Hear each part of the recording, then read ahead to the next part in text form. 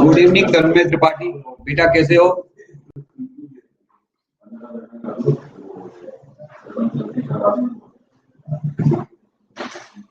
हाँ तन्मय, आवाज आ रही है ना?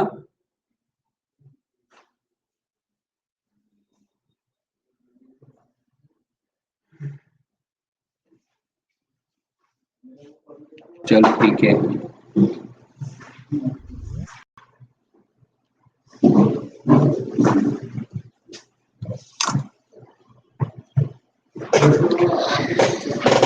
बस 5 मिनट रुको। हाँ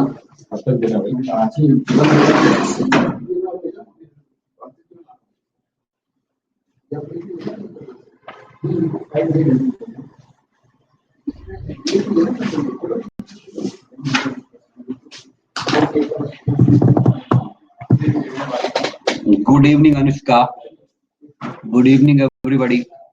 कैसे हैं सब लोग? सब लोग को आवाज सुनाई दे रही है?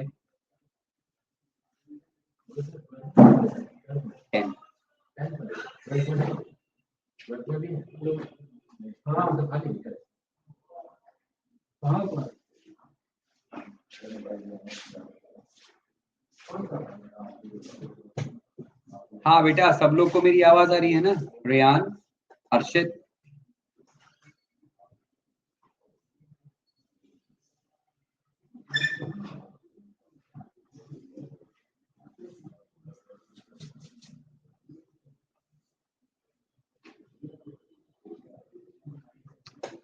बस 5 मिनट वेट करो। हाँ देखता हूँ कौन कौन ज्वाइन करता है क्लास।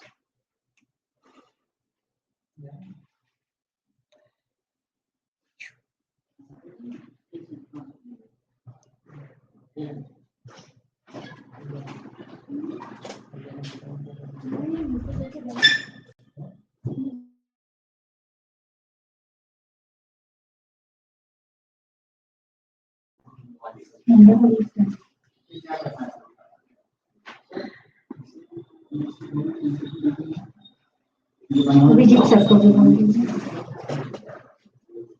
इसी में ना।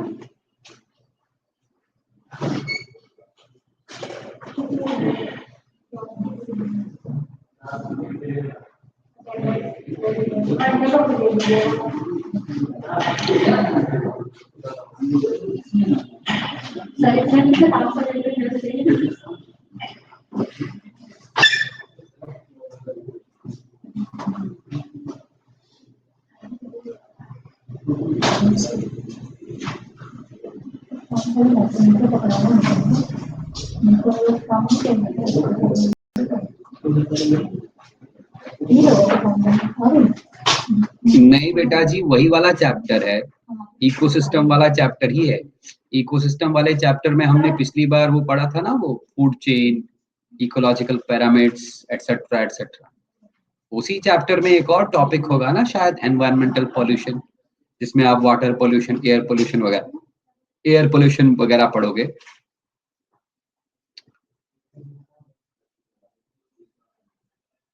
है ना?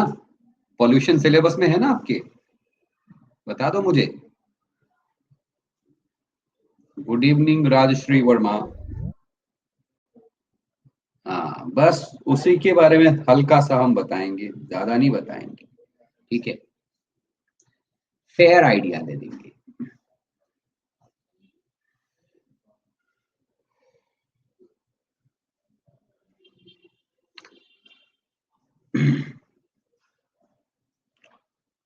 देखते जाओ बेटा। हमारे एनवायरनमेंट में मैंने आपको बताया एटमॉस्फेयर भी होता है, एटमॉस्फेयर एयर, वाटर वाला पार्ट हाइड्रोस्फेयर, है ना? अगर एनवायरनमेंट में प्रॉब्लम हो गई किसी चीज से, प्रॉब्लम मतलब एनवायरनमेंट में गंदगी हो गई किसी चीज के ऐड होने से, कौन सी चीज बेटा ऐड हो सकती है? जो चीज एनवायरनमेंट में ऐड होके उसको गंदा कर देती है, उस चीज को हम पोल्यूटेंट बोलते हैं। डस्ट, नॉट ओनली डस्ट बेटा, एनवायरनमेंट जो हमारा पर्यावरण है, इसमें अगर कोई ऐसी चीज ऐड हो जाए अगर इसमें कुछ ऐसी चीज आ जाए जिससे इस एनवायरनमेंट की क्वालिटी खराब हो जाए, मतलब अगर एयर है तो एयर के अंदर कोई चीज चली जाए, एयर की क्वालिटी खराब हो जाए। अगर पानी है, पानी के अंदर कोई चीज चली जाए तो क्वालिटी खराब हो जाएगी। सॉइल के अंदर कोई चीज चली गई तो सॉइल की क्वालिटी खराब हो जाएगी। समझ रहे हैं बात? जो चीज एनवायरनमेंट के किसी भी हिस्से की क्वालिटी को खराब कर देगा, उसी चीज को हम बोलते हैं पॉल्यूटेंट। क्या बोलेंगे? पॉल्यूटेंट।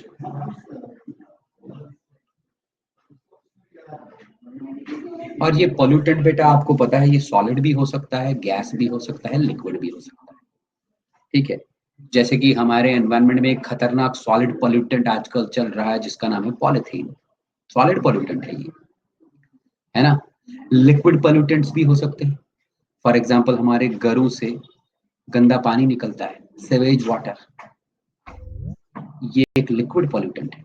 गैसियस पॉल्यूटेंट भी हो सकता है। फॉर एग्जांपल ज्यादा कार्बन डाइऑक्साइड। कार्बन डाइऑक्साइड तो वैसे हमारे एटमॉस्फेयर में ऑलरेडी होता है, कितना होता है? 0.03%। लेकिन अगर कार्बन डाइऑक्साइड 0.03% से ज्यादा हो गया, तब ये कार्बन डाइऑक्साइड एक्ट करता है as a pollutant. Carbon dioxide gas है। तो कहने का मतलब ये है कि पॉल्यूटेंट बेटा सॉलिड भी हो सकता है, लिक्विड भी हो सकता है, गैस भी हो सकता है। राइट? हम लिखते हैं pollutant can be a gas, it can be a solid pollutant, or it can be a liquid pollutant. Gas pollutant का बेटा एग्जांपल आप लिख सकते हो carbon dioxide, carbon monoxide, even methane gas also. Solid pollutant का बेटा जी example लिख सकते हो पॉलीथीन,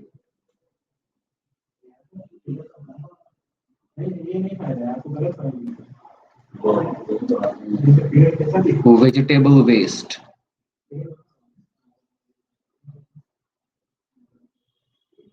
या वेजिटेबल लेफ्टओवर्स। लिक्विड पॉल्यूटेंट का एग्जांपल लिख सकते हो बेटा सेवेज वाटर।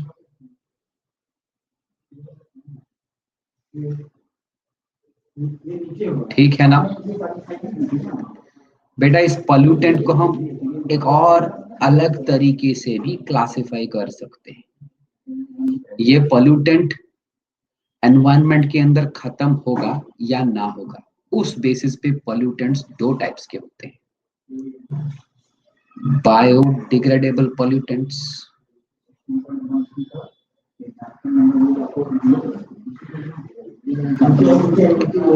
बायोडिग्रेडेबल पॉल्यूटेंट्स, और दूसरा नॉन बायोडिग्रेडेबल पॉल्यूटेंट्स। समझ रहे हो बेटा? Non biodegradable pollutants.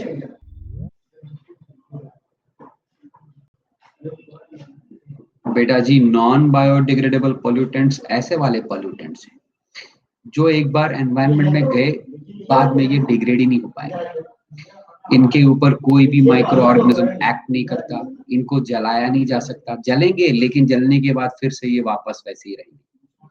They cannot be degraded from the environment once they enter it, right? अभी तक इनका कोई सॉल्यूशन नहीं निकला है। Non-biodegradable pollutants cannot be eliminated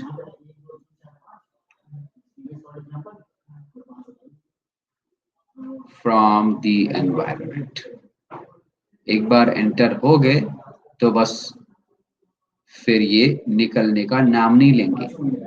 इनको हम जला नहीं सकते, खा नहीं सकते, क्योंकि ये ना तो एंजाइम की वजह से डाइजेस्ट होगा, ना तो जलने की वजह से खत्म होगा।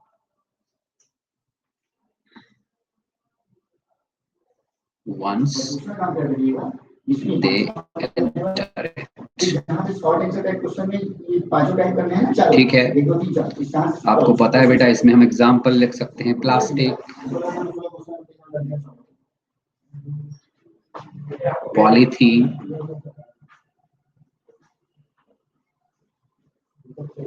एटसेट्रा। लेकिन बेटा बायोडिग्रेडेबल पोल्यूटेंट्स ऐसे वाले पोल्यूटेंट्स हैं जो अगर एनवायरनमेंट के अंदर चले गए कोई दिक्कत नहीं, ये माइक्रो ऑर्गेनिजम्स की वजह से डिग्रेड हो ही जाते हैं। They are easily destructible, easily destructible by microorganisms।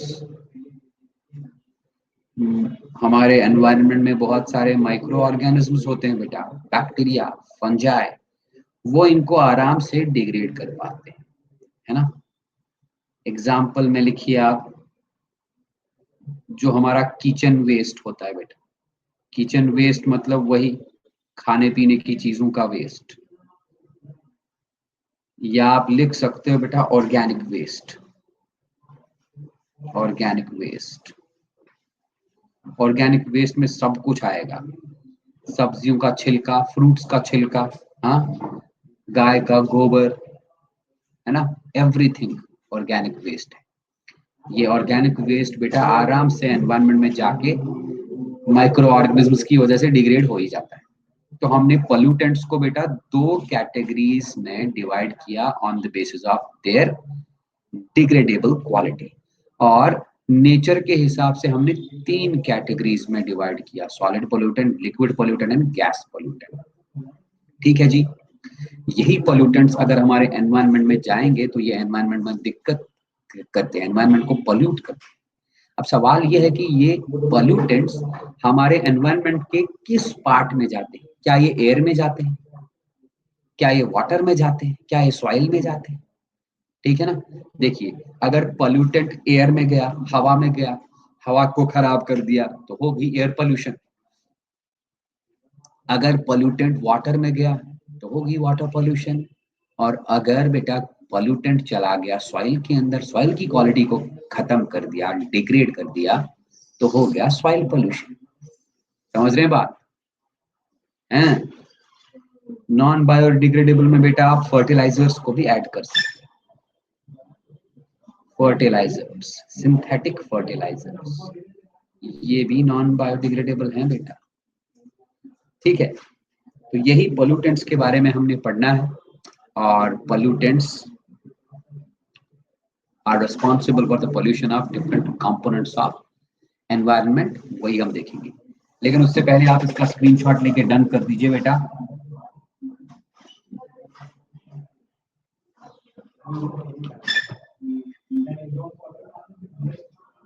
हाँ, स्क्रीनशॉट लेके डन कर दो जल्दी से।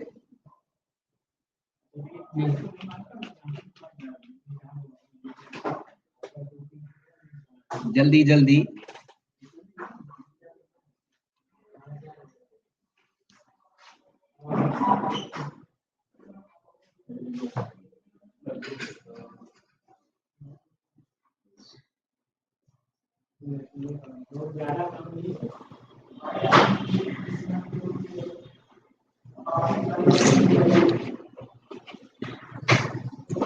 हो गया, स्क्रीनशॉट सबका हो गया। तन्मय त्रिपाठी, तुम्हारा स्क्रीनशॉट हो गया बेटा?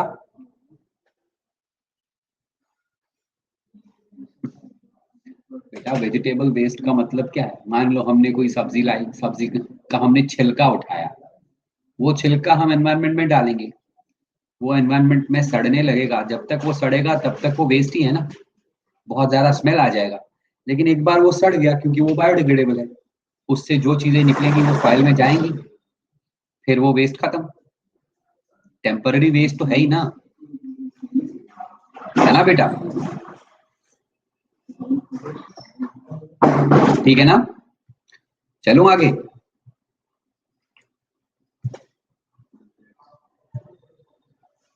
अच्छा जी, सबसे पहले हम बेटा जी एयर पोल्यूशन का हल्का सा आइडिया देंगे आप।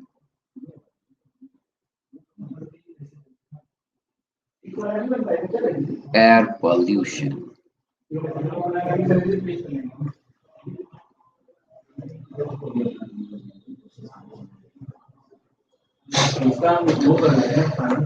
और एयर पोल्यूशन के लिए हम कुछ एयर पोल्यूटेंट्स का नाम ले लेंगे, ठीक है? बिल्कुल आप ऐसे ही रुकिए, हम ढूंढ के लाते हैं।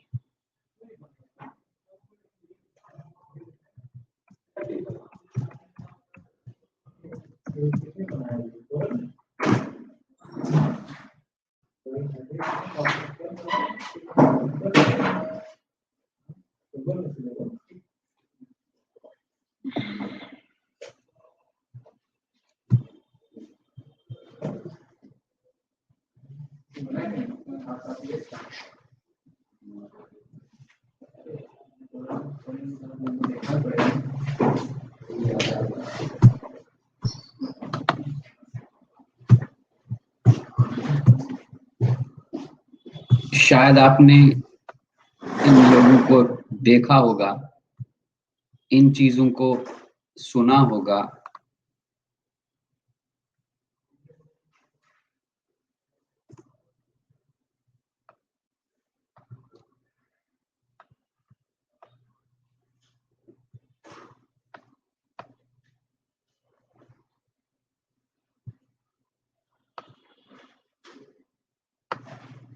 हाँ जी, बताइए, ये आपको ये पिक्चर दिख रहा है? Is it visible to everybody?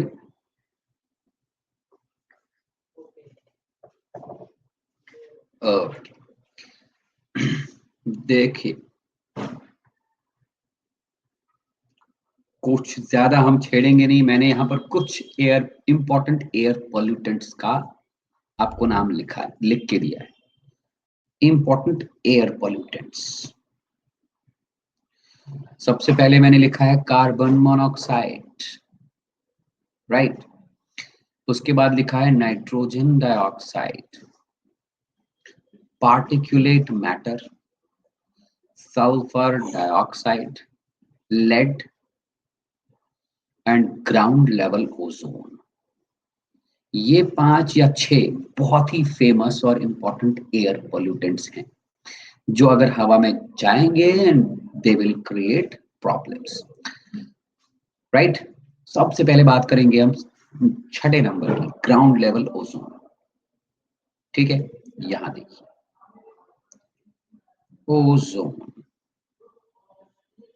ध्यान से सुनना।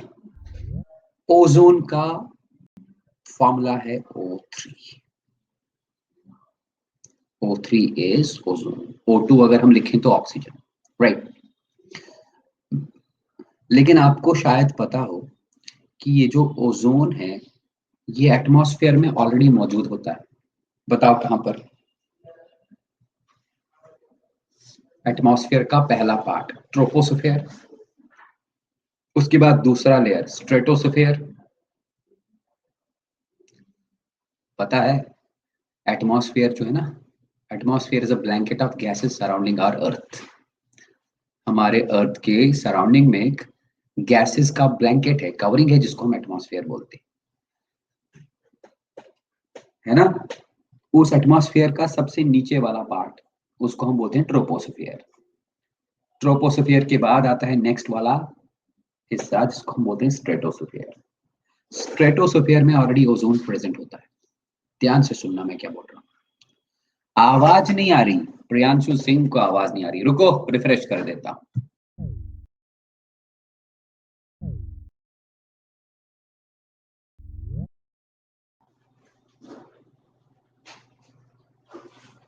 हाँ प्रियांशु, अभी आवाज आ रही है?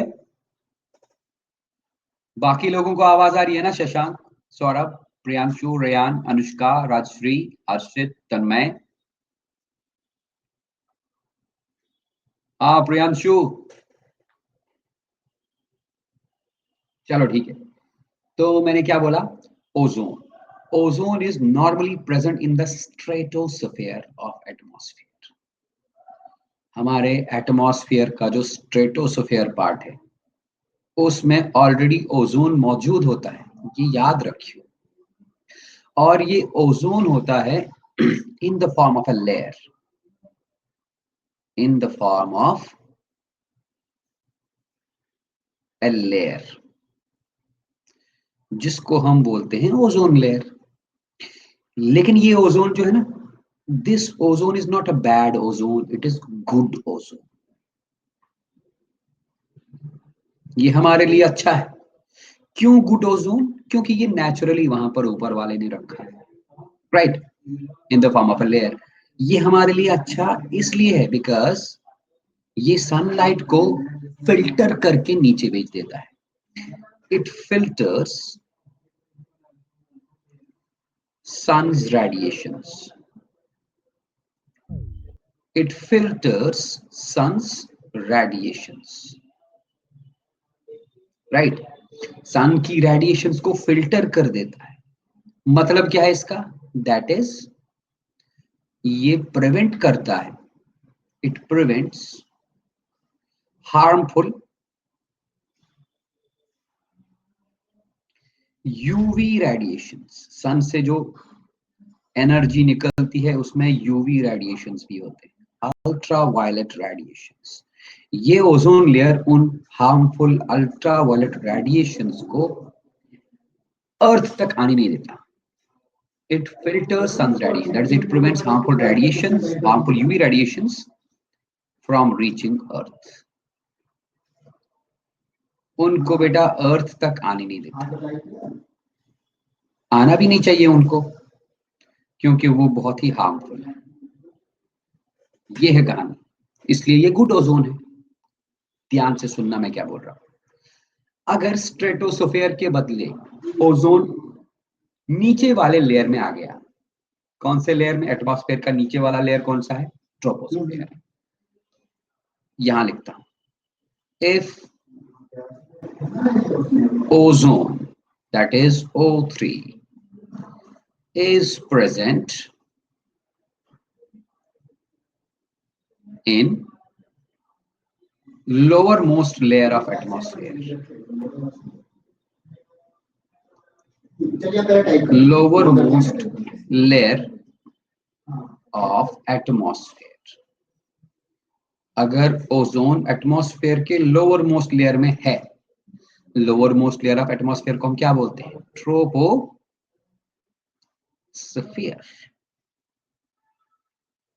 तब इस ओजोन को हम गुड ओजोन नहीं बोल सकते बेटा जी, इसको हम बोलते हैं बैड ओजोन. और यही बैड ओजोन को हम ग्राउंड लेवल ओजोन भी बोलते हैं.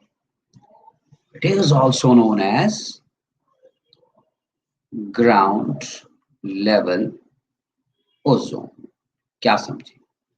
ये ओजोन बैड है, ऑब्वियसली ये हमें प्रॉब्लम्स क्रिएट करेगा, है ना. ये पॉल्यूटेंट है. लेकिन अगर ओजोन नॉर्मली एटमॉस्फेयर के स्ट्रेटोस्फेयर पार्ट में है in the form of a layer, उस ओजोन लेयर को हम बैड ओजोन नहीं बोल सकते, that is the good ozone, because वो हमारे सन के रेडिएशंस को, यूवी रेडिएशंस को अर्थ तक पहुंचने नहीं देता. ध्यान से देखना, अगर ये यूवी रेडिएशंस अर्थ तक पहुंच गई, मतलब अगर स्ट्रेटोस्फेयर में ओजोन लेयर नहीं होता, तो what would have happened? UV radiations if reach somehow, अगर ये अर्थ तक पहुंच गए, ये करते क्या है? दे cause various diseases in humans and other animals.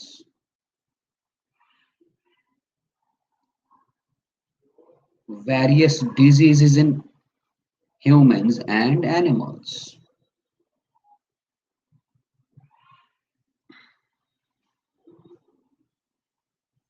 इसको फिलहाल साइड में रखो, बैड ओजोन को. मैं गुड ओजोन की बात कर रहा हूं. अगर यूवी रेडिएशंस किसी तरह से पहुंच गए अर्थ पे, तो ये यूवी रेडिएशंस क्या करेंगे? ह्यूमंस और एनिमल्स में कुछ डिजीजेस कॉज कराएंगे, like diseases like skin cancers. अब सवाल ये है कि ये यूवी रेडिएशंस कैसे पहुंच सकते हैं? ये तभी पहुंच सकते हैं ना अर्थ पे, जब ओजोन लेयर नहीं होगा. समझ रहे हो बात? फिर से रिपीट करता हूं. ऊपर वाले ने, भगवान ने, अल्लाह ने, जो भी है, उन्होंने हमारे एटमॉस्फेयर के दूसरे लेयर में एक दूसरे लेयर का नाम स्ट्रेटोस्फीयर है। दूसरे लेयर में एक गैस की कवरिंग बना के रखी है, एक एनवलप, उस गैस का नाम है ओजोन। ये ओजोन गैस की कवरिंग बेटा सन के हार्मफुल रेडिएशंस, यूवी रेडिएशंस को, अल्ट्रावायलेट रेडिएशंस को अर्थ तक नहीं पहुंचने। ठीक, अब अगर ये यूवी रेडिएशंस अर्थ तक पहुंच गए तो ये एनिमल्स और ह्यूमंस में बहुत सारे डिजीजेस कॉज करा सकते हैं, लाइक स्किन कैंसर्स। अब तुम ही सोचो, इनके अर्थ तक पहुंचने की पॉसिबिलिटी एक ही है कि ये ओजोन लेयर जो है ना ये खत्म हो जाए। अगर ओजोन लेयर खत्म हो गया तो यूवी रेडिएशंस इजीली क्रॉस कर जाएंगे, अर्थ तक पहुंच जाएंगे और अर्थ में एनिमल्स और प्लांट्स को दिक्कत करेंगे। बैड ओजोन तो है ही है, अगर ट्रोपोस्फेयर में ओजोन मौजूद है तो वो बैड ओजोन है। ये बैड ओजोन भी बहुत सारे डिजीजेस कॉज कराता है। ठीक है, diseases and disorders in animals, तभी ना वो पॉल्यूटेंट है।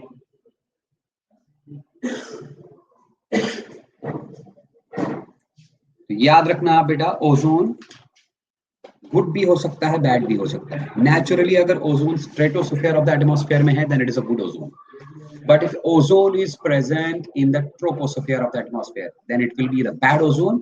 ये bad ozone बहुत सारे diseases and disorders animals में cause करा सकता है। अब अगर बात करेंगे हम गुड ओजोन की जो कि स्ट्रेटोस्फीयर में है, उसका फंक्शन ये है कि वो सन के हार्मफुल यूवी रेडिएशंस को अर्थ तक नहीं पहुंचने देता।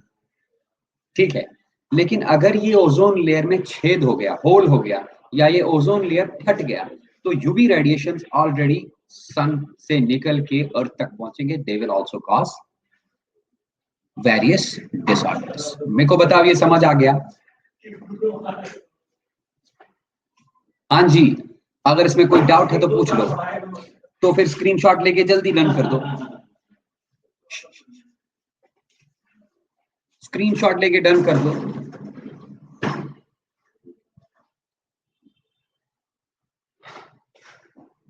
इसमें बहुत मजा आएगा पढ़ने में।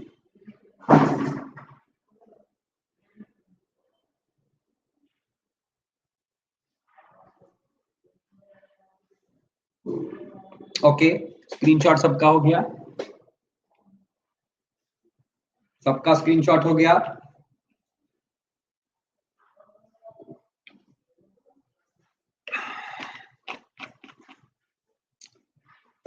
स्क्रीनशॉट सबका हो गया?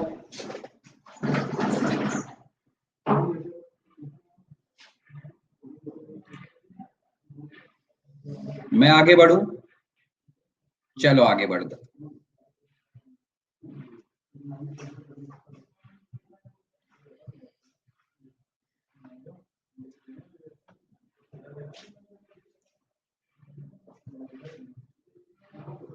एक मिनट,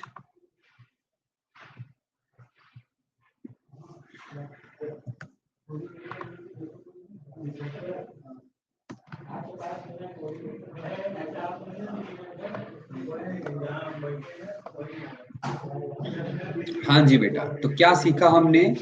हमने पहली बात ये सीखी कि ओजोन हमेशा हार्मफुल नहीं होता इंसान या किसी एनिमल के लिए। ओजोन यूजफुल भी हो सकता है। अगर ओजोन अपनी जगह पर है तो इट इज यूजफुल। इसकी अपनी जगह क्या है?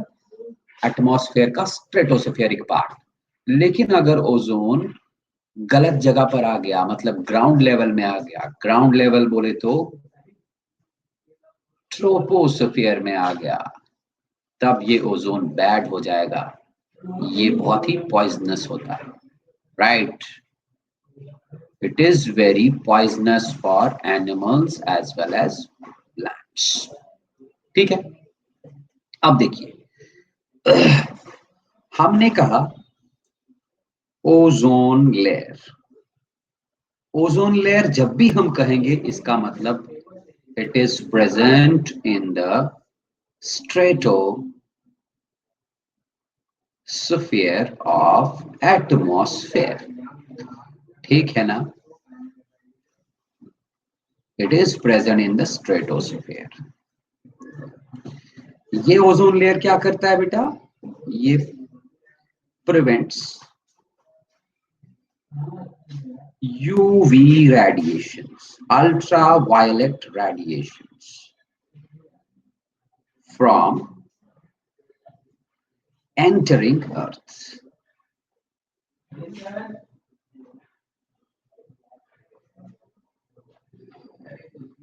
ठीक है, अब देखो, if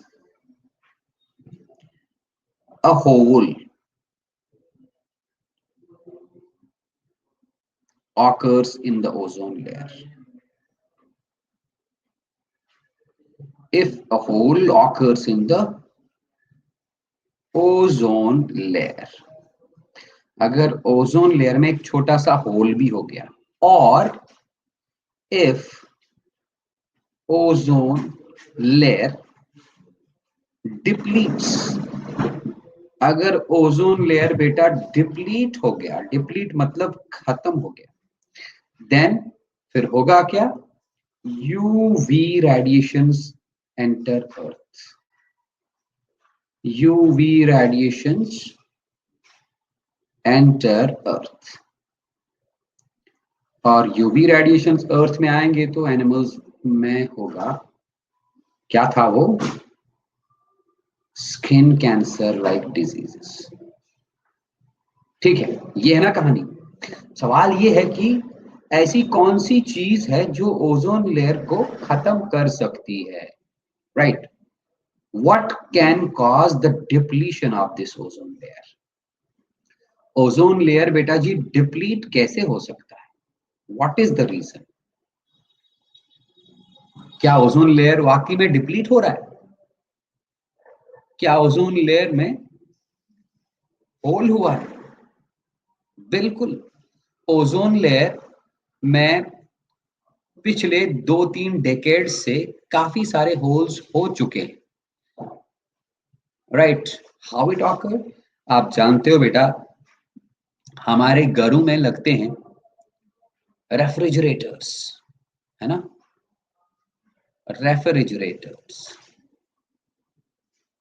रेफ्रिजरेटर्स होते हैं, ऑटोमेटिक रेफ्रिजरेटर्स, है ना? हमारे घरों में एयर कंडीशनर्स होते हैं। ये रेफ्रिजरेटर्स और एयर कंडीशनर्स का बनावट, इनका इंजीनियरिंग ऐसा होता है कि ये रिलीज करते हैं कुछ gases. These refrigerators and ACs release some gases, some chemicals. बेटा जी उन केमिकल्स का नाम है क्लोरोफ्लोरोकार्बन्स, क्लोरोफ्लोरोकार्बन्स, ठीक है? और ये क्लोरोफ्लोरोकार्बन्स क्या काम करते हैं? ये अगर O3 के ऊपर एक्ट करेंगे, they will convert this O3 into O2 and O। अब सोच लो जरा, पहले O3 था तो ओजोन, अब अगर O3 टूट के O2 बनाया तो O2 क्या है भाई? O2 ऑक्सीजन ही ना है, और ये भी ऑक्सीजन है। इसको हम बोलते हैं नेसेंट ऑक्सीजन, अकेला जो होगा। जब O3 O2 में कन्वर्ट हो गया तो O3 बचा कहां? तो यही CFCs जो है, इनको हम शॉर्ट में CFCs बोलते हैं, क्लोरोफ्लोरोकार्बन्स। ये क्लोरोफ्लोरोकार्बन्स बेटा ओजोन को तोड़ते हैं और ओजोन को कन्वर्ट करते हैं into oxygen.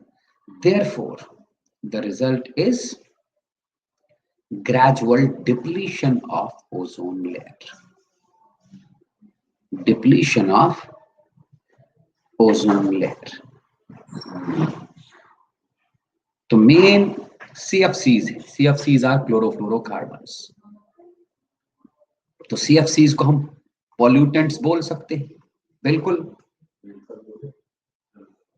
They are pollutants. और ये पॉल्यूटेंट्स बेटा जी कहां से रिलीज होते हैं? They are release by refrigerators, ACs, है कि नहीं? अच्छा, एक और बात, नॉट ओनली स्किन कैंसर्स बेटा, अगर यूवी रेडिएशन अर्थ पे पहुंच के ना, they also cause eye diseases as well. ये भी एक प्रॉब्लम है। तो UV radiation damage, sorry, UV radiation earth में आ गया तो डिजीजेस होंगे, लेकिन यूवी रेडिएशन अर्थ में आएंगे कैसे? जब तक ओजोन लेयर डिप्लीट नहीं होगा तब तक नहीं आ सकते। और ओजोन लेयर को डिप्लीट करने में मदद करते हैं कौन? CFCs, which are released by refrigerators and ACs। ठीक है, मतलब ओजोन लेयर का थिकनेस कम होता जाएगा तो उसमें छेद हो जाएगा, होल हो जाएगा। ऐसा ही एक ओजोन होल 1985 में पहली बार देखा गया था, एंटार्क्टिका के ऊपर वाला जो एटमॉस्फेयर है वो। मतलब मैं आपको बोलूंगा इंडिया के ऊपर वाला एटमॉस्फेयर है ना, इंडिया के ऊपर वाला एटमॉस्फेयर, मतलब एटमॉस्फेयर जो आपके इंडियन कॉन्टिनेंट के ऊपर होगा, एटमॉस्फेयर का वो रीजन। इसी तरह एंटार्क्टिका के ऊपर वाला जो हवा है, स्ट्रेटोस्फेयर है, उसमें 19 याद रखिएगा 1985 में फर्स्ट ओजोन होल रिपोर्ट किया गया एंटार्क्टिका में। उसके बाद काफी सारे और भी रिपोर्ट किए गए। ठीक है ना? इसमें अगर कोई दिक्कत है तो बताओ, नहीं तो स्क्रीनशॉट लेके डन कर दो जल्दी। हाँ, टेक अ स्क्रीनशॉट।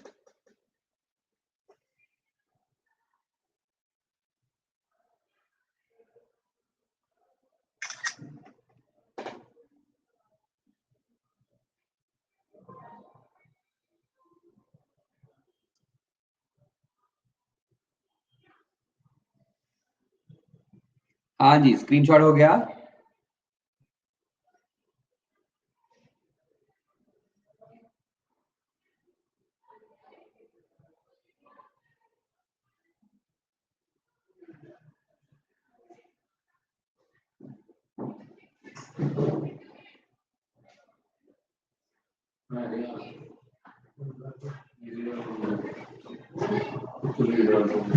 सबका स्क्रीनशॉट हो गया, मैं आगे बढ़ू भाई? चल I move?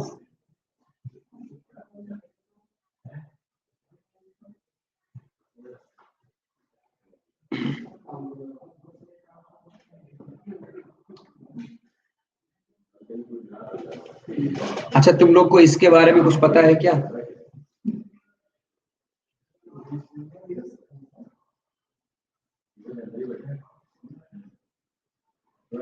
Do you know anything about this?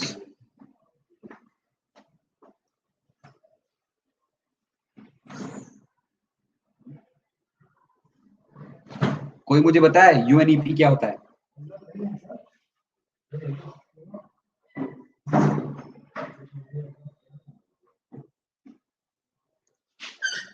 United Nations Environment Program. Excellent. United Nations.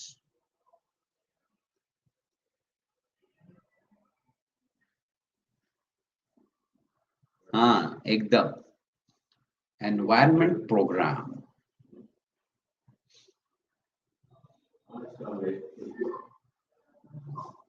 United Nations environment programme. तो यूनाइटेड नेशंस एनवायरमेंट प्रोग्राम ने 1986 में एक प्रोटोकॉल तैयार किया, एक अग्रीमेंट तैयार किया। उस एग्रीमेंट का नाम है क्योटो प्रोटोकॉल। क्योटो जापान की एक सिटी है। क्योटो में दुनिया के, वर्ल्ड के मेजर कंट्रीज ने मीटिंग की और उन्होंने एक एग्रीमेंट बनाया। उस एग्रीमेंट के अकॉर्डिंग CFCs की प्रोडक्शन को रोक दिया गया। क्यों? क्योंकि जब इन्होंने, साइंटिस्ट ने देखा कि यार ओजोन में तो होल क्रिएट हुआ है, ओजोन का तो डिप्लीशन हो रहा है धीरे धीरे, ये चीज तो रोकनी पड़ेगी। तब जाके कंट्रीज के हायर अथॉरिटीज ने, मेंबर्स ने क्योटो सिटी ऑफ जापान के अंदर एक मीटिंग की, जिस मीटिंग में उन्होंने एक प्रोटोकॉल तैयार किया। प्रोटोकॉल का मतलब है बेटा व्हाट? प्रोटोकॉल का मतलब है एक एग्रीमेंट। एग्रीमेंट बनाया, एग्रीमेंट फ्रेम किया। उस एग्रीमेंट के तहत ये बोला गया कंट्रीज को कि भाई तुम लोग अपना अपना कंट्री में क्लोरोफ्लोरोकार्बन्स का प्रोडक्शन को चेक करो, रोको। क्यों? क्योंकि मकसद यही था किसी तरह से ओजोन होल का बनना या ओजोन का डिप्लीट होना, खत्म होना रुक जाए। बट बहुत लोगों ने साइन भी कर दिया कंट्रीज ने, लेकिन पूरी तरह से लोग CFCs को यूज करना बंद नहीं किए। ठीक है जी, जो अभी हमने डायग्राम लिया बेटा, उस डायग्राम को फिर से मैं एक बार लाता हूं।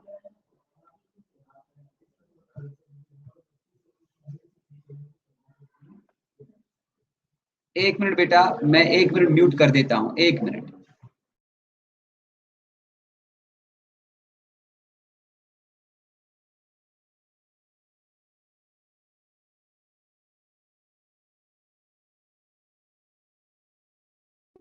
हाँ जी बेटा, ठीक है।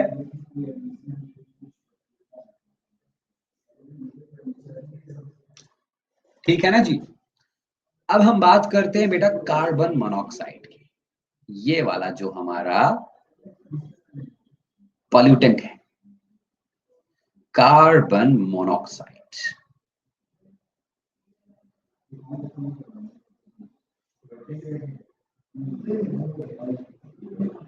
आप मुझे बताइए, carbon monoxide, the formula is CO। Carbon monoxide का सोर्स क्या है? ये कार्बन मोनोऑक्साइड हमारे एटमॉस्फेयर में कैसे घुस जाता है? कोई बता सकता है ना? बताओ।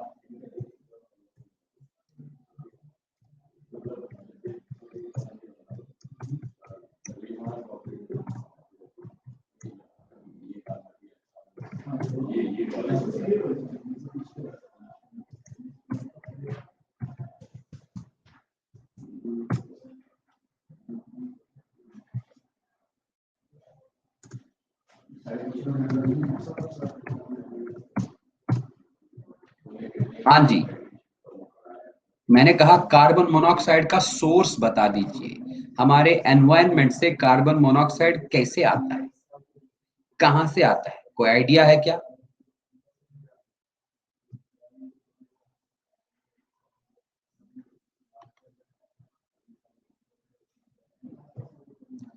Any idea? What is the source of carbon monoxide? हाँ रेयान, सही जा रहे हो बेटा। कोई और सोर्स बता दो।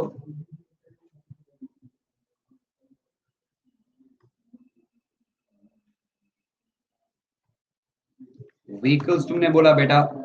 Any thing more than that? Yes, बहुत बढ़िया। देखो, मैंने यहाँ पर एक और इमेज डाला है, बहुत ही कलरफुल इमेज है। मुझे पहले बताओ, ये इमेज आपको दिख रहा है? Is it? यस। अब तुम इस इमेज को देख सकते हो बेटा, आप इजीली बोल सकते हो कि what are the different man made. मैं नेचुरल सोर्सेस की बात नहीं कर रहा हूं बेटा, मैं मैन मेड सोर्सेस की बात कर रहा हूं। Different man made sources of carbon monoxide, right. सबसे पहला factory consumption.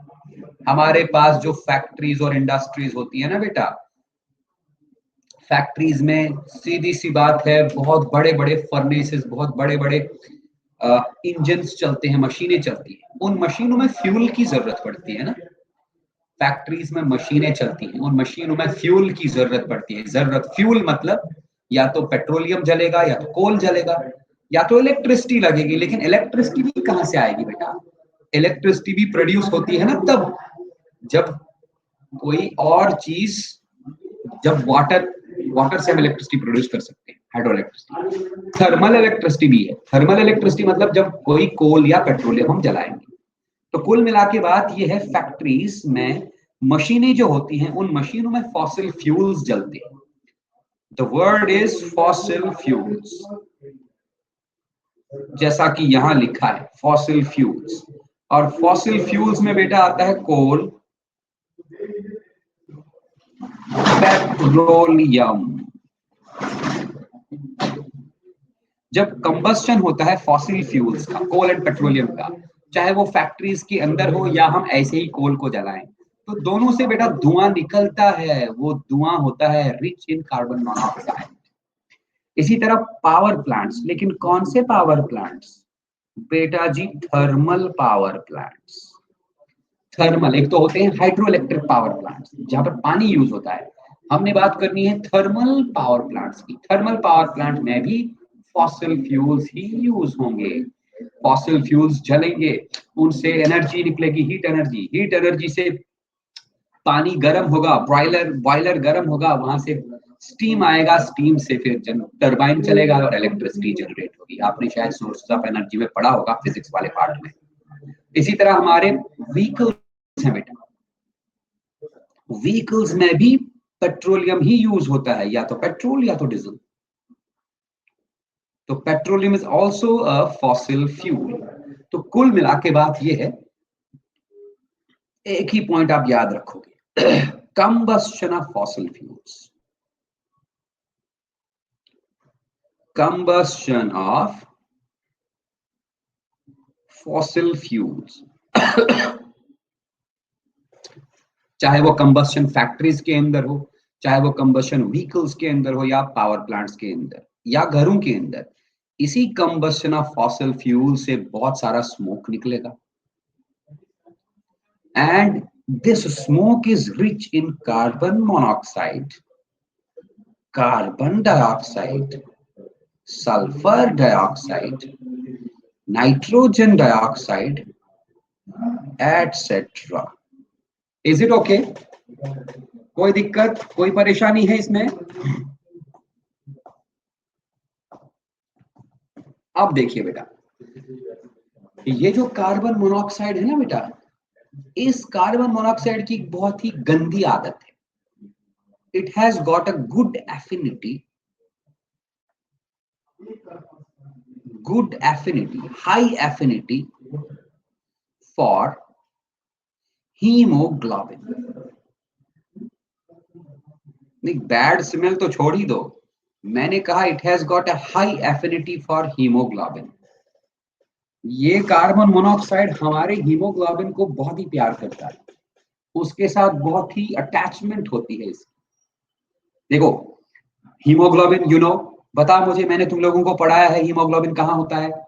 Where is it found? शाबाश, टेल मी। ब्लड, ब्लड तो बेटा ये भी तो बता दो, ब्लड में हीमोग्लोबिन कहाँ होता है? ब्लड में तो काफी सारे पार्ट्स होते हैं।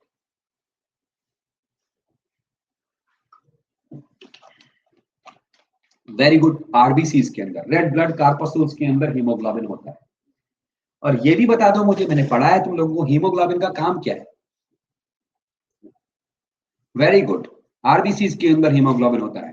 Tell me what is the function of this haemoglobin? काम क्या करता है हमारे अंदर हीमोग्लोबिन? कोई बता सकता है? मैंने पढ़ाया है, रेयान, शशांक, अनुष्का, हीमोग्लोबिन ब्लड को रेड कलर देता है। Okay, main carry oxygen. Anushka ने कहा हीमोग्लोबिन ऑक्सीजन को कैरी करता है। बेटा कहां से कहां तक? Transfer oxygen. रेयान ने भी बोला हीमोग्लोबिन ऑक्सीजन को कैरी करता है, एक ऑक्सीजन को ट्रांसपोर्ट करता है, लेकिन कहां से कहां तक? ये भी तो बताओ। हीमोग्लोबिन ऑक्सीजन को ट्रांसपोर्ट करता है, ऑक्सीजन को लेके जाता है, कहां से कहां तक? Lungs to tissues. Very good Reya. देखो हम लोग जब सांस लेते हैं ना, सांस लेते टाइम हम हवा अंदर लेते हैं, हमारे वो हवा रिच होती है ऑक्सीजन में, व्हाटएवर, हमारे लंग्स के अंदर चली जाती है। लंग्स से ये ऑक्सीजन गया ब्लड के अंदर, ब्लड में ऑक्सीजनेशन होगी, तो ऑक्सीजनेटेड ब्लड में काफी सारा ऑक्सीजन होता है। कहां पर होगा ऑक्सीजन? हीमोग्लोबिन के साथ मिक्स होता है। तो ध्यान से सुनियो, जब ऑक्सीजन ब्लड स्ट्रीम में आता है, ब्लड स्ट्रीम में ये ऑक्सीजन आरबीसीज के अंदर चला गया, आरबीसीज के अंदर ये ऑक्सीजन हीमोग्लोबिन मॉलिक्यूल्स के साथ अटैच हो गया, ऑक्सीजन मॉलिक्यूल्स हीमोग्लोबिन मॉलिक्यूल्स के साथ अटैच होंगे। फिर जब ये ब्लड ना धीरे धीरे चलेगा, टिश्यूज तक पहुंचेगा, वहां पर ये हीमोग्लोबिन मॉलिक्यूल्स ऑक्सीजन मॉलिक्यूल्स को छोड़ देते हैं टिश्यूज के अंदर। लेकिन दूसरा काम भी होता है, यही हीमोग्लोबिन टिश्यूज से कार्बन डाइऑक्साइड मॉलिक्यूल्स को उठा के लाते हैं, और उन कार्बन डाइऑक्साइड मॉलिक्यूल्स को टिश्यूज से लंग्स तक ट्रांसपोर्ट करते हैं, रिवर्स, और लंग्स से फिर कार्बन डाइऑक्साइड बाहर। यही तो है ब्रीदिंग का मैकेनिज्म, मैं पढ़ाया हूं तुम लोगों को। इसका मतलब बेटा ये हुआ कि हीमोग्लोबिन की एफिनिटी होती है ऑक्सीजन के साथ भी, हीमोग्लोबिन की एफिनिटी होती है कार्बन डाइऑक्साइड के साथ भी, और हीमोग्लोबिन की एफिनिटी होती है कार्बन मोनोऑक्साइड के साथ। समझ रहे हो बात? इसका मतलब हीमोग्लोबिन प्यार करता है ऑक्सीजन से भी, कार्बन डाइऑक्साइड से भी प्यार करता है, और कार्बन मोनोऑक्साइड से भी प्यार करता है। राइट? अब देखो, अगर हमारे एनवायरनमेंट में, एटमॉस्फेयर में कार्बन मोनोऑक्साइड की परसेंटेज ज्यादा होगी, कार्बन डाइऑक्साइड से ज्यादा होगी, या कार्बन मोनोऑक्साइड की कंसंट्रेशन इंक्रीज होगी, तो ये कार्बन डाइऑक्साइड मॉलिक्यूल्स क्या करेंगे? सीधी सी बात है, कार्बन डाइऑक्साइड मॉलिक्यूल्स की हीमोग्लोबिन के साथ एफिनिटी है, तो what will happen? Carbon monoxide molecules H B बोले तो हीमोग्लोबिन के साथ अटैच हो जाएंगे और बन जाएगा एक कंपाउंड जिसका नाम है कार्बोक्सी हीमोग्लोबिन।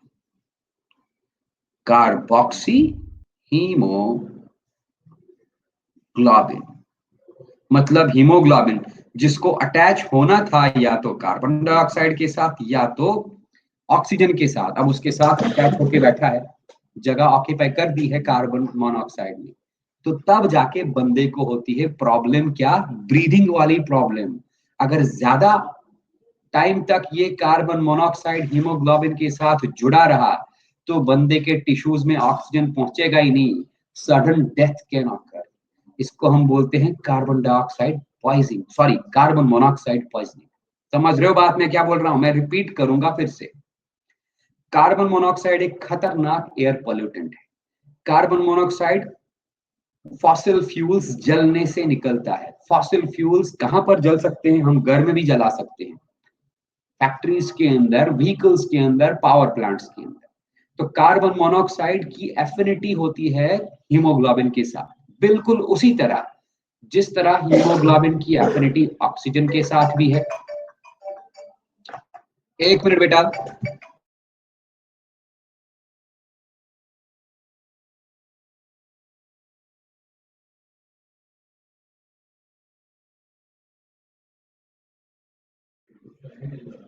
हाँ बेटा, तो क्या बात कर रहा था मैं? कार्बन मोनोऑक्साइड की एफिनिटी होती है हीमोग्लोबिन के साथ, उसी तरह कार्बन मोनोऑक्साइड की एफिनिटी हीमोग्लोबिन के साथ है जिस तरह कार्बन डाइऑक्साइड और ऑक्सीजन की हीमोग्लोबिन के साथ एफिनिटी है। एफिनिटी समझते हो ना? कार्बन मोनोऑक्साइड चाहता है मैं हीमोग्लोबिन के साथ अटैच हो जाऊं, ऑक्सीजन भी चाहता है मैं हीमोग्लोबिन के साथ अटैच हो जाऊं, और कार्बन डाइऑक्साइड भी चाहता है मैं हीमोग्लोबिन के साथ अटैच हो जाऊं। अब हीमोग्लोबिन किसके साथ अटैच होगा? ये डिपेंड करता है कॉन्सेंट्रेशन पे। अगर हीमोग्लोबिन को कॉन्सेंट्रेशन मिली ऑक्सीजन की ज्यादा, तो ज्यादा ऑक्सीजन मॉलिक्यूल्स अटैच हो जाएंगे उसके साथ। अगर हीमोग्लोबिन मॉलिक्यूल्स को ज्यादा कॉन्सेंट्रेशन मिल गई कार्बन डाइऑक्साइड की, तो ज्यादा कार्बन डाइऑक्साइड मॉलिक्यूल्स अटैच हो जाएंगे। अगर कार्बन मोनोऑक्साइड की कॉन्सेंट्रेशन ज्यादा मिली तो कार्बन डाइऑक्साइड मॉलिक्यूल ज्यादा ज्यादा अटैच हो जाएंगे हीमोग्लोबिन के साथ। अब हम एक ऐसे एनवायरनमेंट में रह रहे हैं जहां पर बहुत सारा कार्बन डाइऑक्साइड है। रात को हम सो गए, हमारे रूम में carbon monoxide, sorry carbon dioxide नहीं, हमारे रूम में, मान लो हम सो गए, हमारे रूम में वेंटिलेशन है ही नहीं, हमारे रूम में एक चिमनी जल रही है, चिमनी से बहुत सारा कार्बन मोनोऑक्साइड निकल गया। इतना सारा कार्बन मोनोऑक्साइड निकल गया कि वेंटिलेशन भी नहीं है, कार्बन मोनोऑक्साइड जमा हो गया रूम में। तो उस वक्त यही कार्बन मोनोऑक्साइड हम इनहेल करेंगे, सीधी सी बात है। कार्बन मोनोऑक्साइड हमारी बॉडी के अंदर गया, ब्लड के अंदर गया, ब्लड में ये कार्बन डाइऑक्साइड मॉलिक्यूल्स ना हीमोग्लोबिन मॉलिक्यूल्स के साथ अटैच हो जाएंगे। अब कार्बन मोनोऑक्साइड हीमोग्लोबिन के साथ अटैच हुआ तो ऑक्सीजन के लिए जगह ही नहीं बची। भले ही उस रूम में ऑक्सीजन भी क्यों ना हो, लेकिन ऑक्सीजन को अटैच होना था, पहले ही कार्बन मोनोऑक्साइड अटैच हुआ है, तो हमारे टिश्यूज तक ऑक्सीजन पहुंचेगा ही नहीं, हम में ब्रीदिंग प्रॉब्लम हो जाएगी, सफोकेशन हो जाएगी, we can die, we will die. समझ रहे हैं बात? कोई दिक्कत, कोई परेशानी इसमें? तो whenever carbon dioxide, carbon monoxide combines in hemoglobin, carboxy hemoglobin is formed, which can cause breathing problems.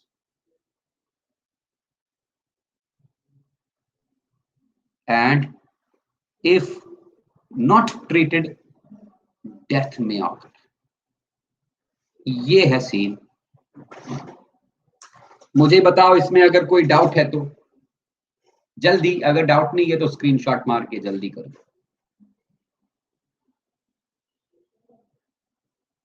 Saurabh Yadav, Ryan, Anushka, Rajshree, Harshit, Tanmay Tripathi, any doubt? हाँ रेयान बेटा, तुमको कोई डाउट है?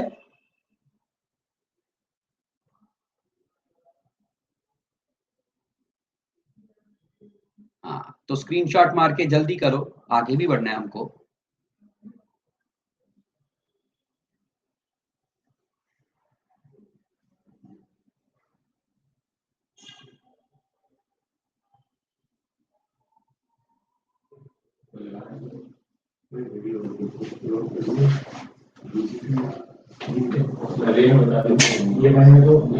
हो गया, हम आगे बढ़े।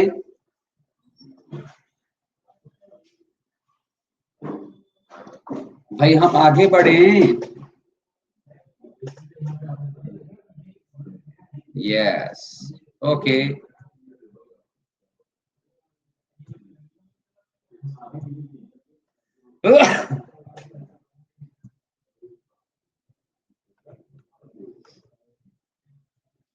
एक मिनट।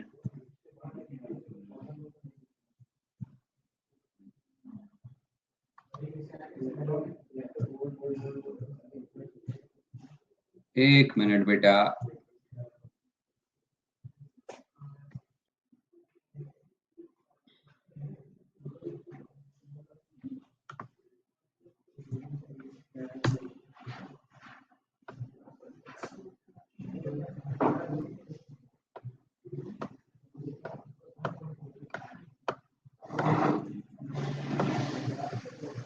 हाँ जी, तो मैंने आपको कार्बन मोनोऑक्साइड के बारे में बता दिया, मैंने आपको बैड ओजोन के बारे में भी बता दिया, इवन गुड ओजोन में भी बता दिया। अगर गुड ओजोन खत्म हो गया, डिप्लीट हो गया तो क्या प्रॉब्लम होगी। Let us talk about this nitrogen dioxide and sulphur dioxide. तो अभी अभी मैंने कहा combustion of fossil fuels, combustion of fossil fuels. Combustion बोले तो burning, combustion of fossil fuels, right? What it does, ये कार्बन मोनोऑक्साइड और कार्बन डाइऑक्साइड रिलीज करने के साथ साथ sulphur dioxide and nitrogen dioxide like products भी रिलीज करता है। It also releases gases like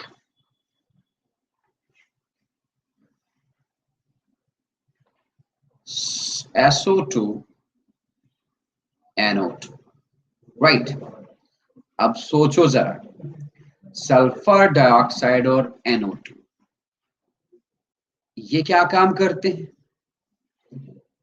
atmosphere में घूम ही रहे और इतने में रेन ड्रॉप्स एटमॉस्फेयर के थ्रू गुजरे। रेन ड्रॉप्स मतलब वाटर, है ना? तो ये वाटर अगर सल्फर डाइऑक्साइड मॉलिक्यूल्स के साथ कंबाइन हुआ, it may result in the formation of H2SO4।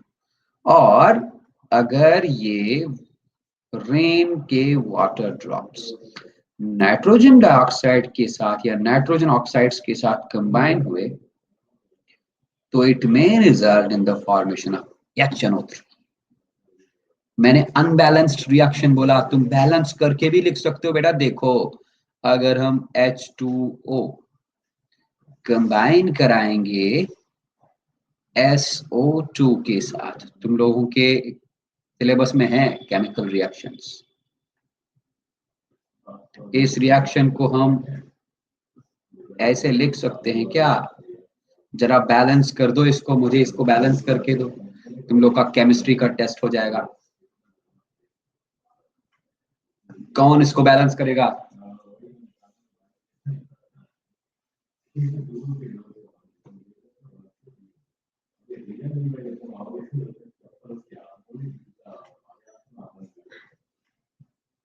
हाँ जी, कोई है माइका लाल?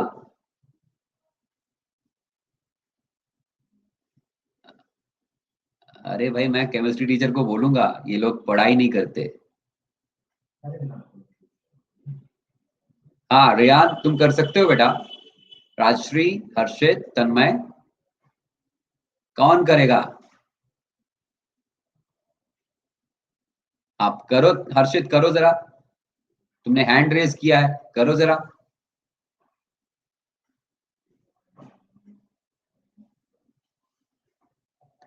मुझे वैसे बैलेंसिंग नहीं चाहिए, लेकिन बस कर दो। अच्छा, अगर हम यहाँ पर 2 लाइक लगा दें, तो यहाँ पर 2 लगा देंगे, ठीक। तो 4 2 जार 8, 2 2 जार 4,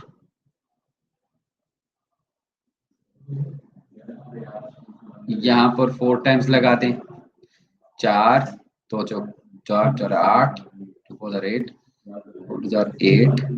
नहीं, गलत हो जाएगा इससे तो। 1 मिनट, नहीं, ऐसे गलत होगा। तुम लोग इसको बैलेंस करके दे दो। मुझे तो इतनी केमिस्ट्री आती नहीं है। 1 मिनट, रेयान ने कुछ लिख के भेज दिया। H2SO4 बनेगा कि H2? नहीं, H2SO4, H2SO4 मतलब जनरल में हम बोलते हैं, जब रेन ड्रॉप्स एटमॉस्फेयर से गुजरते हैं, ध्यान से सुनो मैं क्या बोलना चाहता हूं।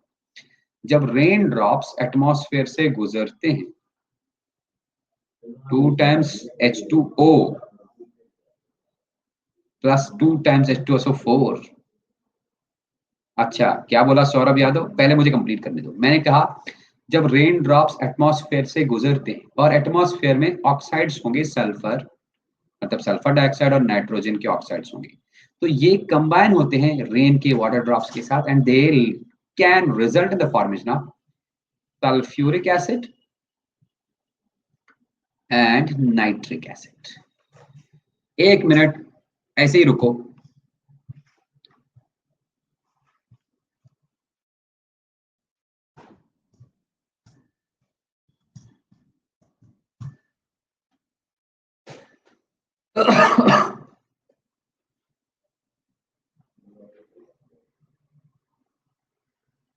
Wait a minute.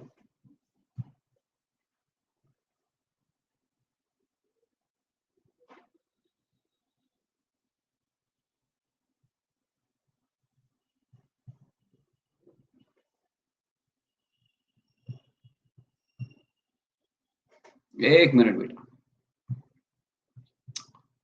अब ये डायग्राम साफ ही नहीं आ रहा।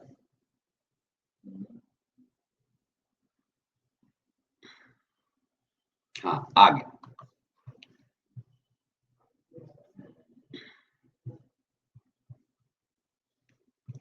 शायद तुम लोग समझ नहीं पाए मेरी बात को। मैं कुछ ऐसे बोलना चाहता हूं।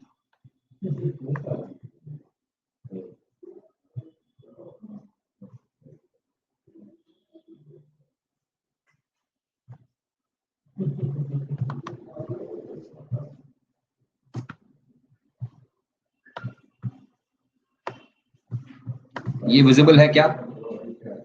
Is it visible to you?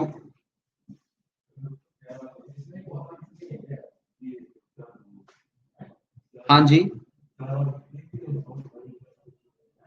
है ना? ये विजिबल है ना?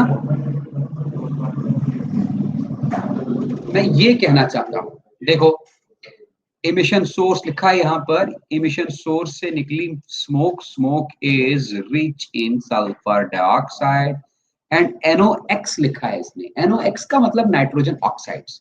ये नाइट्रोजन मोनोऑक्साइड भी हो सकता है, डाइऑक्साइड भी हो सकता है, ट्राइऑक्साइड भी हो सकता है, जो भी। जब ये दोनों ऑक्सीडाइज होंगे, लेकिन ऑक्सीडाइज होने के बाद, ऑक्सीडेशन तो पता ही है, छोड़ो छोड़ो, इस स्टेप को स्किप करो। जब ये दोनों रेन ड्रॉप्स के साथ कंबाइन होंगे, तब जाके बनेगा HNO3 nitric acid and sulphuric acid. ये कहने की बात कर रहा हूं। समझ रहे हो बात? अब इस रिएक्शन को बैलेंस कैसे करना है, you may know better than me, क्योंकि तुम लोग को केमिस्ट्री अच्छी आती है। ठीक है, मैं इस डायग्राम को वापस लेके जाता हूं क्योंकि ये थोड़ा सा कॉम्प्लेक्स है, इससे तुम लोग कंफ्यूज हो जाओगे।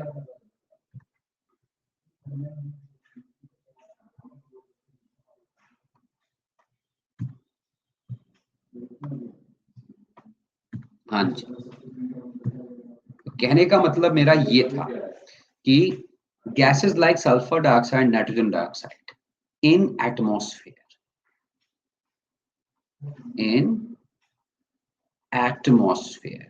कहां से आते हैं एटमॉस्फेयर में? ये by the burning of fossil fuels. अगर ये नीचे पड़ते हुए रेन ड्रॉप्स के साथ कंबाइन होंगे, they will result in the formation of H2SO4 and HNO3। लेकिन याद रखें, ये बहुत ही डाइल्यूट होते हैं, डाइल्यूट एसिड्स। डाइल्यूट समझते हो ना? डाइल्यूट मतलब देखो, अगर हम कॉन्सेंट्रेटेड H2SO4 को हाथ में रखेंगे तो हाथ जल गया, लेकिन अगर डाइल्यूट H2, जितना वो ज्यादा डाइल्यूट, डाइल्यूट मतलब कॉन्सेंट्रेशन बहुत कम हो। मैं कैसे समझाऊं तुमको? मान लो मेरे पास एक 100 ml वाटर है, 100 ml वाटर में मैंने 100, या मेरे पास 1 लीटर पानी है, 1 लीटर पानी में मैंने 1 ड्रॉप H2SO4 मिला दिया। अब 1 लीटर पानी में मैंने 1 बॉटल H2SO4 मिला दिया, तो ज्यादा H2SO4 का कॉन्सेंट्रेशन जिसमें होगा वो होगा कॉन्सेंट्रेटेड, जिसमें H2SO4 का परसेंटेज कम होगा वो होगा डाइल्यूट। समझ रहे बात? तो ये एसिड्स जो बनते हैं एटमॉस्फेयर में बेटा, ये बहुत ही डाइल्यूट होते हैं। ठीक है, अब देखो, अब जब यही रेन नीचे आया, this rain is rich in the rain is rich in dilute acids. This rain, जिसके अंदर ये डाइल्यूट एसिड्स होंगे, this rain is known as acid rain. Acid rain.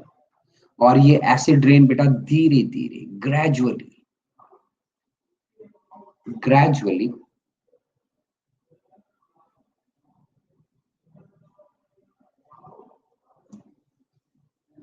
डिटीरियोरेट्स,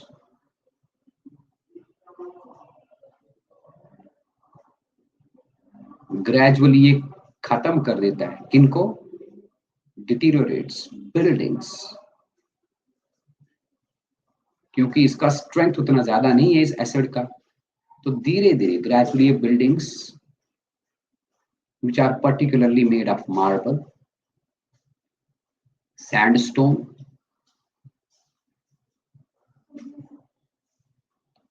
and iron, इनको ये धीरे धीरे ना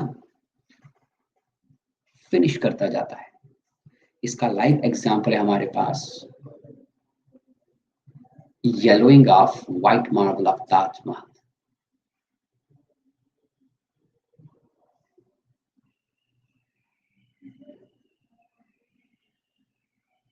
पहले पहले बोला करते हैं जब ताजमहल इनिशियली बना तो उसका मार्बल काफी व्हाइट था, लेकिन आजकल की डेट में अगर मापा जाए तो उसके मार्बल में हल्का सा पीलापन आ चुका है। ये पीलापन किस लिए आया है? इट इज पॉस्टुलेटेड कि ये पीलापन वहां पर एसिड रेन होने की वजह से आया है, क्योंकि आगरा में काफी सारी इंडस्ट्रीज है बेटा, उन इंडस्ट्रीज से निकलते हैं gases like sulphur dioxide and nitrogen dioxide. यही गैसेस रेन ड्रॉप्स के साथ कंबाइन करके एसिड रेन बनाते हैं, और एसिड रेन इन बिल्डिंग्स को लाइक ताजमहल वगैरह को कोरोड करने लगता है। कोरोड मतलब हल्का हल्का धीरे धीरे ग्रेजुअली रिएक्शन करके उनको डिटीरियोरेट करने लगता है। Right? Any question in this?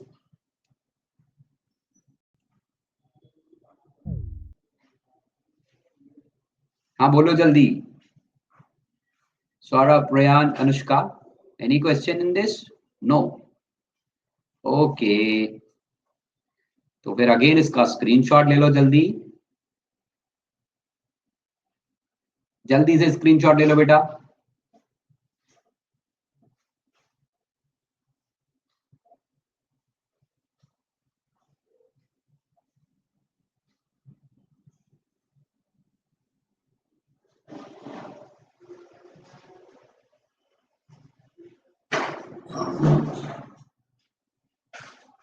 हाँ, सब लोगों ने स्क्रीनशॉट ले लिया?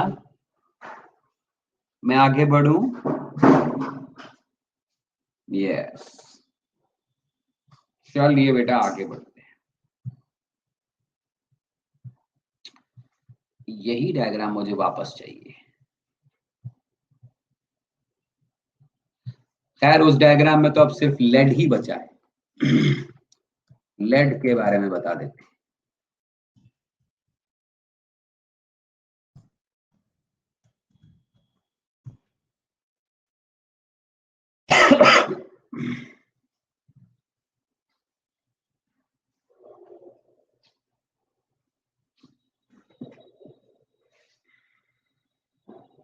एक मिनट बेटा।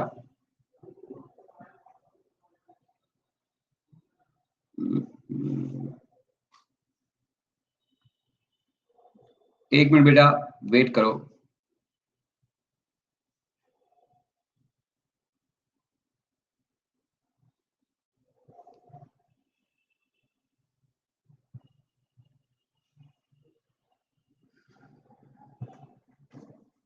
मैं कुछ ढूंढ रहा हूं आपके लिए।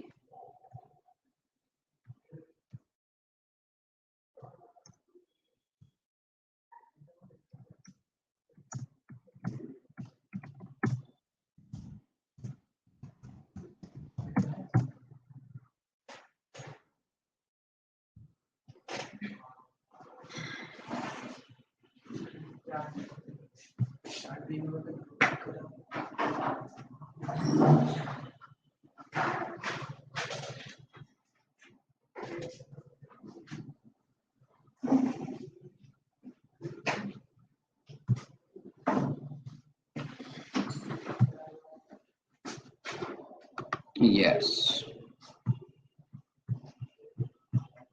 बस बस हो गया। आप ही लोग का काम कर रहा हूं। ये मैंने इसको यहां पर पेस्ट कर देना है। लेड बचा हमारे इस एयर पोल्यूटेंट वाले पार्ट में। लेड के बाद पार्टिकुलेट मैटर। हाँ जी, इसको जरा देखो बेटा, ये विजिबल है ना? Is it visible? हाँ, तो पी भी मतलब lead. Lead in the environment. कहां कहां से लेड हमारे एनवायरनमेंट में आ सकता है? सबसे पहला आप देखिए, chimneys of factories. Again factories में फॉसिल फ्यूल बर्न होता है, वहां से जो धुआं निकलता है उस धुएं में लेड पार्टिकल्स भी हो सकते हैं, तो वहां से ये हमारे एनवायरनमेंट में आ सकते हैं। Then additives in pigments and gasoline. Gasoline बेटा एक फ्यूल है जो अक्सर जेट्स एंड एयरक्राफ्ट्स में यूज होता है। कुछ पिगमेंट मॉलिक्यूल्स में भी हो सकता है लेड, वहां से ये एनवायरनमेंट में आ सकता है। Fertilisers and pesticides, they are rich in lead, वहां से एनवायरनमेंट में आ सकता है।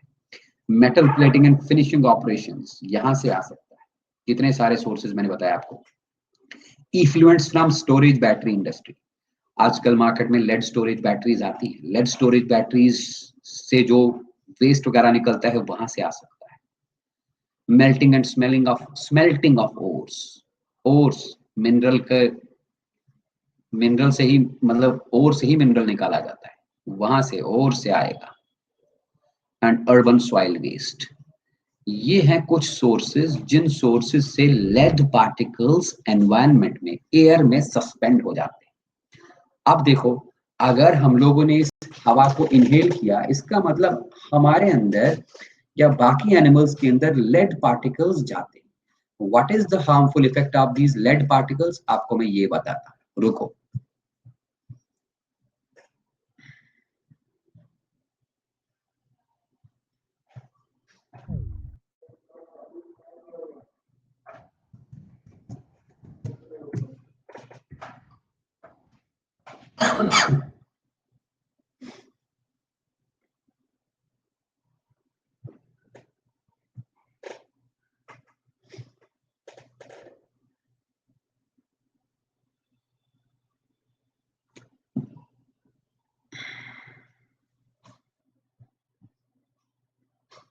एक मिनट बेटा, हो गया बस।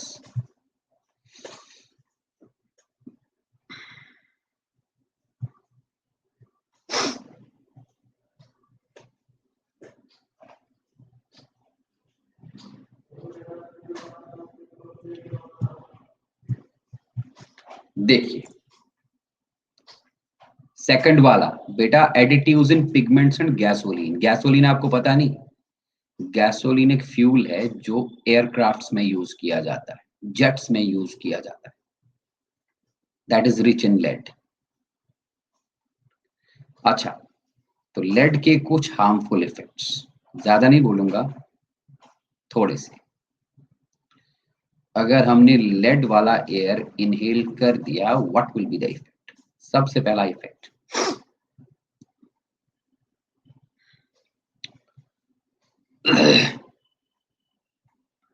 decreased growth rate in animals, decreased growth rate, इससे ग्रोथ रेट एनिमल्स की डिक्रीज हो जाती है, ग्रोथ बहुत ही स्लो हो जाती है। दूसरा, डिक्रीज्ड रिप्रोडक्टिव रेट, मतलब इससे एनिमल्स में रिप्रोडक्टिव रेट भी कम होती है, बच्चा पैदा करने की शक्ति भी कम होती है। तीसरा देखिए, तीसरे में हम लिखेंगे neurological effects, brain effects, neurological effects like brain damage हो सकता है अगर लेड पॉइजनिंग को रोका नहीं गया तो, नर्व डैमेज,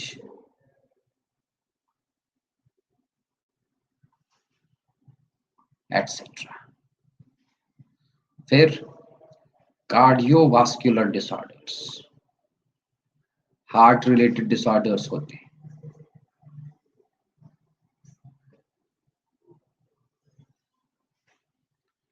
एटसेट्रा। आपको मैंने कुछ ज्यादा ही वास्ट पढ़ाया, आपके सिलेबस में इतना था ही नहीं। आपके सिलेबस में सिर्फ और सिर्फ ओजोन लेयर का डिप्लीशन था और ग्रीन हाउस इफेक्ट। वो ग्रीन हाउस इफेक्ट वाला पार्ट में आपको अगले क्लास में समझा दूंगा, ठीक है?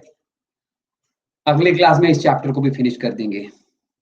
तब तक के लिए आप इसका स्क्रीनशॉट ले लो, मिलते हैं अगली क्लास में, राइट? ओके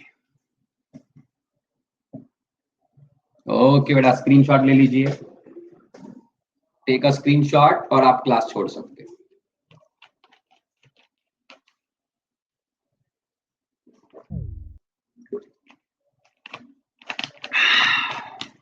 ओके बेटा, बाय, टेक केयर, खुदा हाफिज।